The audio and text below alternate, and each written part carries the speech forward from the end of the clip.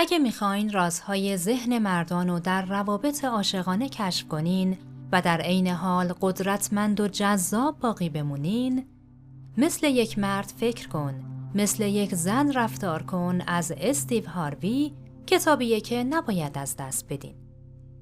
این کتاب با زبانی صمیمی شما رو به سفری هیجان انگیز به دنیای مردان میبره و نشون میده چرا گاهی اوقات رفتارشون گیج کننده به نظر میرسه. موضوع اصلی کتاب اینه که با درک طرز فکر منطقی و هدف محور مردان، زنان میتونن روابط عاطفی قوی‌تر و سالمتری بسازن بدون اینکه ارزش‌ها و زنانگی خودشونو قربانی کنن.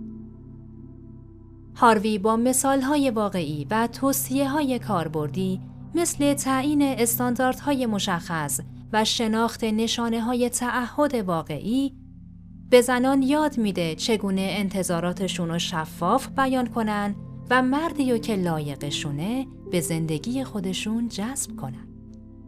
اون نشون میده که مردان به هویت، هدف و پاداش اهمیت میدن و زنان با حفظ استقلال و اعتماد به نفس میتونن رابطه‌ای متعادل و پرشور خلق کنن. این کتاب نه تنها راهنمای شماست برای فهم بهتر مردان، بلکه الهام بخش شما برای درخشیدن به عنوان یک زن قدرتمنده.